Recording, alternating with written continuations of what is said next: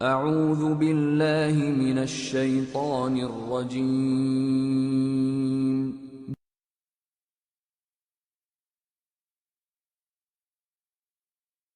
كل نفس ذائقة الموت۔ السلام علیکم ورحمۃ اللہ وبرکاتہ۔ میرے بھائیوں اور میری بہنوں، دراصل موت ایک ایسی اٹل حقیقت ہے جس کا آج تک کوئی انکار نہیں کر سکا، اور ہر نفس کو موت کا مزہ چکھنا ہے۔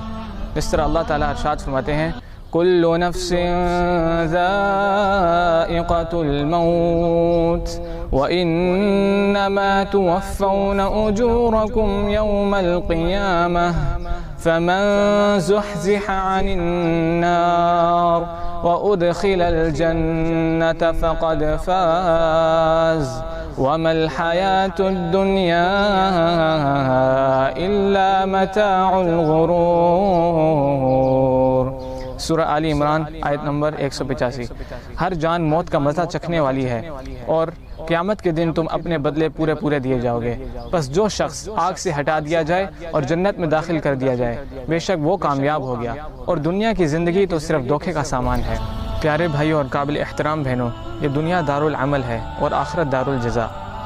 اللہ تعالیٰ ارشاد فرماتے ہیں سورۃ المؤمنون آیت نمبر 99 سے 100 تک، حتى إذا جاء أحدهم الموت قال رب ارجعون لعلي أعمل صالحا فيما تركت كلا إنها كلمة هو قائلها ومن ورائهم برزخ إلى يوم يبعثون۔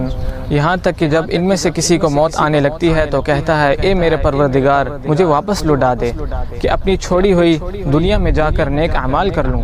ہرگز ایسا نہیں ہوگا، یہ تو صرف ایک قول ہے جس کا یہ قائل ہے۔ ان کے پس پشت تو ایک حجاب ہے ان کے دوبارہ جی اٹھنے کے دن تک۔ اور دوستو، قبر ایک ایسا مرحلہ ہے جو آخرت کی منزل میں سے ایک منزل ہے۔ اللہ تعالیٰ ارشاد فرماتے ہیں سورہ عبس آیت نمبر 21، ثم اماتہ فاقبرہ، پھر اسے موت دی اور پھر قبر میں دفن کیا۔ سیدہ عائشہ رضی اللہ عنہ فرماتی ہیں کہ نبی کریم صلی اللہ علیہ وسلم ہر نماز کے آخری تشہد میں 4 چیزوں سے اللہ تعالیٰ کی پناہ طلب کیا کرتے تھے۔ ان میں سے ایک عذاب قبر ہے، اللہم انی اعوذ بک من عذاب القبر۔ معزز دوستو، آپ لوگ ذرا سوچیں، یہ جو قبریں آپ کو نظر آ رہی ہیں اور جو لوگ ان قبروں کی آغوش میں پڑے ہیں، وہ بھی کل ہماری طرح زمین کی پشت پر چلا کرتے تھے، مگر آج یہ چاہنے کے باوجود بھی نیک اعمال نہیں کر سکتے۔ اور ایک وقت وہ بھی آئے گا جب یہ مردے قبروں سے کھڑے کیے جائیں گے۔ اللہ تعالیٰ ارشاد فرماتے ہیں سورہ یاسین آیت نمبر 51 میں، وَنُفِخَ فِي الصُّورِ فَإِذَا هُم مِّنَ الْأَجْدَاثِ إِلَىٰ رَبِّهِمْ يَنسِلُونَ۔ تو سور کے پھونکے جاتے ہی سب کے سب اپنی قبروں سے اپنے پروردگار کی طرف تیز چلنے لگیں گے۔ وقوله تعالی قالوا یا ویلنا من بعثنا من مرقدنا هذا ما وعد الرحمن وصدق المرسلون۔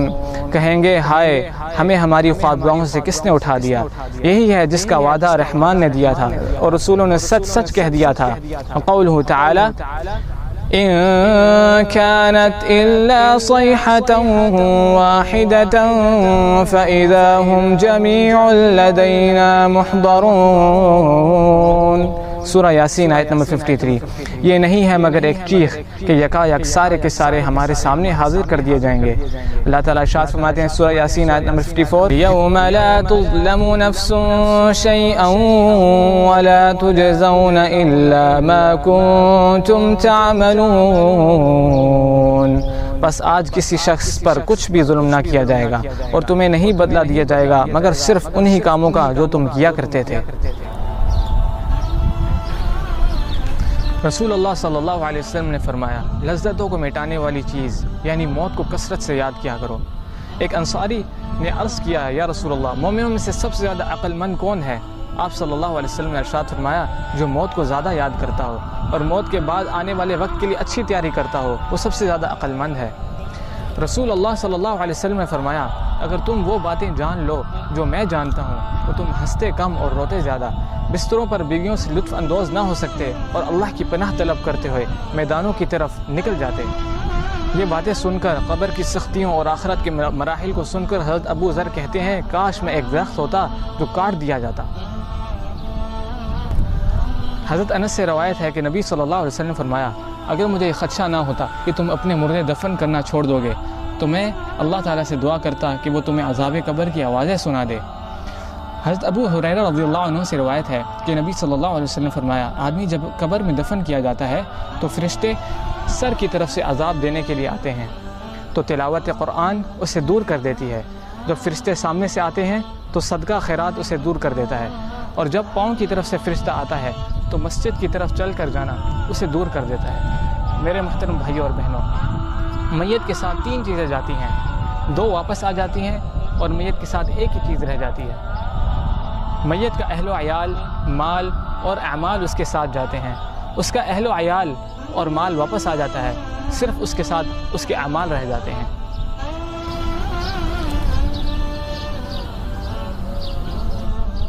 میرے دوستوں، بھائی اور بہنوں، جس طرح آپ نے دیکھا کہ لوگ بڑی بڑی بلڈنگیں تو بنا لیتے ہیں لیکن اس قبر کے لیے کچھ بھی نہیں کرتے جس کی چوڑائی صرف 2 ہاتھ ہے، اور رسول اللہ صلی اللہ علیہ وسلم نے فرمایا کہ تم اس کے لیے تیاری کرو۔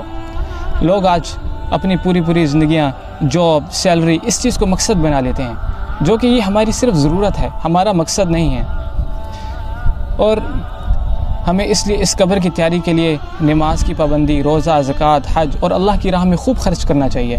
اس طرح اللہ ارشاد فرماتے ہیں سورۃ المنافقون میں وَأَنفِقُوا مِمَّا رَزَقْنَاكُم مِّن قَبْلِ أَن يَأْتِيَ أَحَدَكُمُ الْمَوْتُ فَيَقُولَ رَبِّ لَوْلَا أَخَّرْتَنِي إِلَىٰ أَجَلٍ قَرِيبٍ فَأَصَّدَّقَ وَأَكُن مِّنَ الصَّالِحِينَ وَلَن يُؤَخِّرَ اللَّهُ نَفْسًا إِذَا جَاءَ أَجَلُهَا وَاللَّهُ خَبِيرٌ بِمَا تَعْمَلُونَ۔